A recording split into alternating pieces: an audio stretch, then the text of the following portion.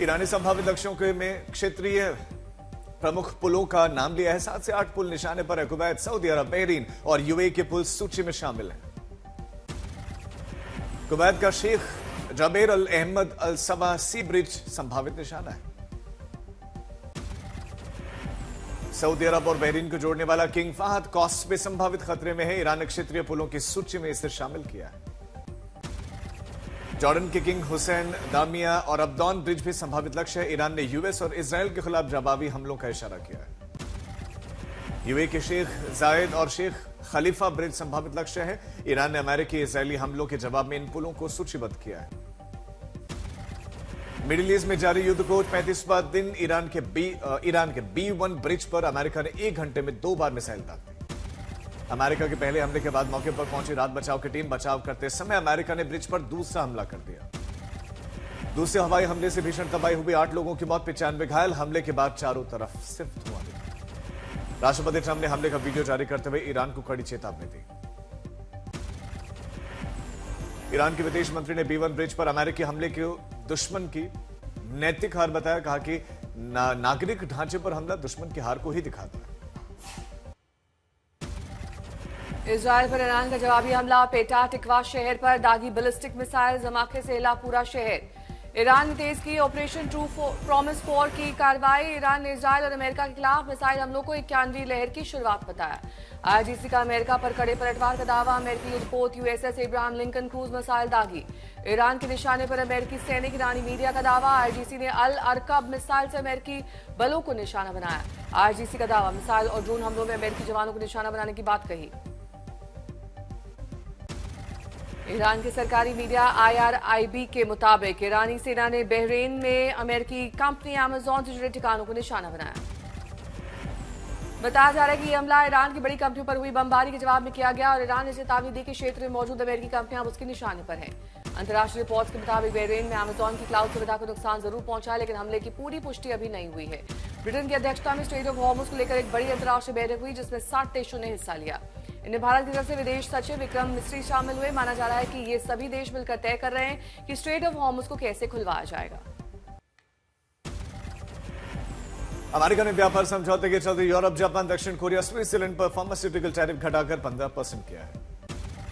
America का बड़ा ऐलान। जो भी दवा कंपनी अपनी मैन्युफैक्चरिंग अमेरिका में शिफ्ट करेंगे, उन्हें फार्मास्यूटिकल टैरिफ से छूट दी जाएगी।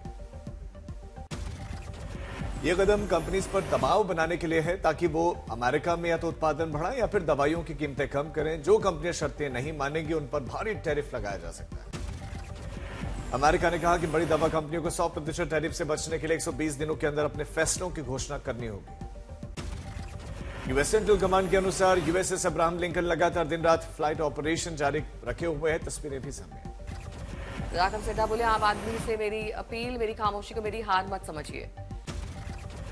मालदा के कालियाचक ब्लॉक में हिंसा। एनआईए ने दर्ज की प्रारंभिक जांच। इलेक्शन कमीशन की सिफारिश पर एनआईए की 2 टीमें घटनास्थल के लिए रवाना। एसआर के विरोध में भड़की हिंसा। एनआईए जांच में जुटी। टीम करेगी जायजा और जुटाएगी सबूत। राजेंद्र भारती की सजा के बाद दतिया विधानसभा रिक्त घोषित। विधानसभा सचिवालय ने विधिक नियमों के तहत किया नोटिफिकेशन जारी।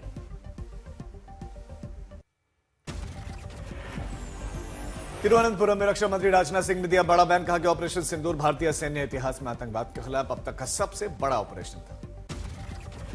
राजनाथ सिंह ने कहा कि हमारा पड़ोसी कोई भी दुस्साहस कर सकता है, इसीलिए हम सतर्क हैं। अगर पाकिस्तान कुछ भी करता है तो भारत की कार्रवाई अभूतपूर्व और निर्णायक होगी। पीएम मोदी शुक्रवार और शनिवार को चेन्नई और पुडुचेरी में चुनावी दौरे पर रहेंगे। रैली को करेंगे संबोधित। राहुल गांधी ने पीएम मोदी को लिखा पत्र। पीएम से अनुसूचित जाति एवं अनुसूचित जनजाति के युवकों के खिलाफ दर्ज 2018 के मामलों को वापस लेने की मांग की। आज दिल्ली समेत उत्तर भारत में फिर से बदला हुआ है मौसम का मिजाज। आंधी तूफान के साथ बारिश और ओले गिरने का अलर्ट भी है। वेस्टर्न डिस्टर्बेंस की वजह से जम्मू कश्मीर और लद्दाख में भारी बारिश, ऊंचाई वाले क्षेत्रों में बर्फबारी हो सकती है। पंजाब और राजस्थान में आंधी तूफान और तेज हवाएं चलने का अलर्ट है, जबकि गुजरात के उत्तरी और कुछ और हिस्सों में इसका असर देखने को मिलेगा। हरियाणा, दिल्ली, एनसीआर और उत्तर प्रदेश के कुछ हिस्सों में और हिमाचल प्रदेश और पश्चिमी मध्य प्रदेश में बदल सकता है मौसम। यहां पर गर्मी से लोगों को मिलेगी राहत। मौसम विभाग के माने तो एक मजबूत वेस्टर्न डिस्टर्बेंस कई राज्यों में दस्तक देने जा रहा है और इसकी वजह से भारी बारिश, बर्फबारी, आंधी तूफान और कई जगहों पर ओले भी गिरने की संभावना। भारतीय नौसेना को आज मिलने जा रही है बड़ी ताकत। INS तारागिरी को रक्षा मंत्री राजनाथ सिंह बेड़े में करेंगे शामिल। ये स्वदेशी युद्धपोत समुद्री सुरक्षा को देगा नई मजबूती। 6,670 टन वजनी INS तारागिरी का निर्माण मझगांव डॉक में हुआ है। इसमें आधुनिक मिसाइल सिस्टम और पनडुब्बी रोधी क्षमता इसे बनाती है बेहद घातक। भारतीय वायुसेना के तेजस विमान के 34 जेट 8 अप्रैल को फिर बढ़ेंगे उड़ान। 2 महीने पहले तकनीकी जांच के लिए पूरी फ्लीट को किया गया था अंडरग्राउंड। MP के छतरपुर में बागेश्वर धाम में 50,000 लोगों ने एक साथ किया हनुमान चालीसा का पाठ। माहौल पूरी तरह भक्तिमय। पंडित धीरेन्द्र शास्त्री के आह्वान पर छतरपुर के बागेश्वर धाम में हजारों श्रद्धालु जुटे। एक साथ गूंजा हनुमान चालीसा का पाठ। झांसी के भद्रवाड़ा क्षेत्र में चैत्र नवरात्रि के दौरान अनोखी ताड़का वध परंपरा का हुआ भव्य आयोजन। हजारों श्रद्धालुओं ने की शिरकत। 22 अप्रैल से शुरू होगी केदारनाथ यात्रा। 3 लाख से ज्यादा श्रद्धालुओं ने किया है ऑनलाइन रजिस्ट्रेशन। केदारनाथ पैदल यात्रा मार्ग से हटाई जा रही बर्फ। श्रद्धालु की सुविधा के लिए 7,750 घोड़े खच्चरों का रजिस्ट्रेशन। बद्रीनाथ धाम के कपाट 23 अप्रैल को खुलेंगे। भारी बर्फबारी और मौसम की चुनौतियों के बावजूद सभी व्यवस्थाओं को दुरुस्त कर रहा है प्रशासन। और अहम में चोरी और लूट पर पुलिस की बड़ी कार्रवाई। पुलिस ने 2 कारों समेत 12 आरोपियों को हिरासत में लिया।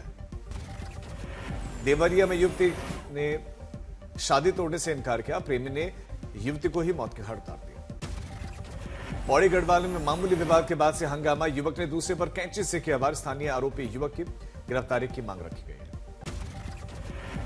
शाहजहांपुर में एम्बुलेंस में मां का शव ले जाती बेटी का वीडियो हुआ वायरल। बेटी ने वेतन और काम के दबाव का आरोप लगाया। जमशेदपुर में पुलिस ने नशे को लेकर बड़ी कार्रवाई की। एक महिला समेत 4 लोगों को गिरफ्तार किया गया। नालंदा में शादीशुदा महिला के साथ दुष्कर्म का प्रयास। पुलिस ने 8 आरोपियों को गिरफ्तार किया।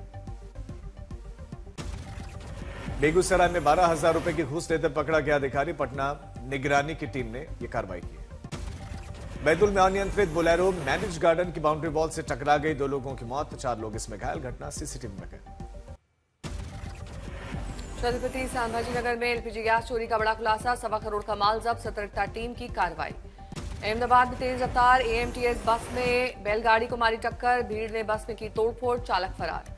मुजफ्फरनगर में रेप आरोपी पिता मुठभेड़ में घायल। गिरफ्तार 2 नाबालिग बेटियों से दुष्कर्म का आरोपी। बेतिया में दर्दनाक सड़क हादसा। पिता पुत्र समेत 3 की मौत। 2 बाइक के आमने सामने से टक्कर। 1 गंभीर रूप से घायल।